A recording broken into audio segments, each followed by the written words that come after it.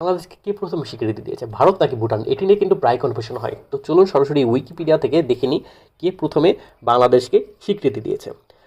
সর্বপ্রথম বাংলাদেশকে স্বীকৃতি দানকারী দেশসমূহের তালিকা থেকে আমরা দেখতে পাই প্রথমে রয়েছে ভুটানের নাম, তারপরে রয়েছে ভারতের নাম। দুইটি দেশ কিন্তু 6 ডিসেম্বর 1971 সালে বাংলাদেশকে স্বীকৃতি দিয়েছে। তাহলে কিভাবে ভুটান এই লিস্টের প্রথমে আসলো এবং ভারত কিভাবে 2 নম্বরে আসলো, চলেন একটু দেখে নিই। এখানে আমরা প্রমাণ দেখতে পাবো, বাংলাদেশের একটি পত্রিকাতে উল্লেখ রয়েছে।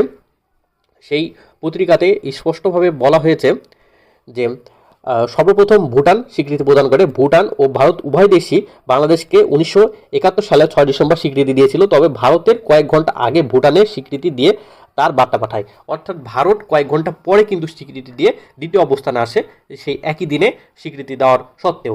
আরেকটি আমরা ভারতের পত্রিকা থেকে দেখি, তাহলে আমরা আরও বেশি আমাদের প্রমাণ আমরা পাবো। সেটি হচ্ছে ভারতের পত্রিকাতে বলা হয়েছে Bhutan not India was first to recognise Bangladesh. অর্থাৎ ভুটান প্রথম স্বীকৃতি দিয়েছে, নট ভারত। সেটি ইন্ডিয়ার একটি বিখ্যাত পত্রিকা দ্য টাইমস অফ ইন্ডিয়াতেই প্রকাশিত হয়েছে। তার মানে আমরা প্রমাণ পেলাম যে ভারত নয়, সর্বপ্রথম বাংলাদেশকে স্বীকৃতি দিয়েছে ভুটান। আমার মতো কে কে জানতেন যে ভারতই বাংলাদেশকে সর্বপ্রথম স্বীকৃতি দিয়েছে, তারা কমেন্ট করে জানান। এরকম আরও ভিডিও পেতে চ্যানেলটি সাবস্ক্রাইব করুন। ধন্যবাদ।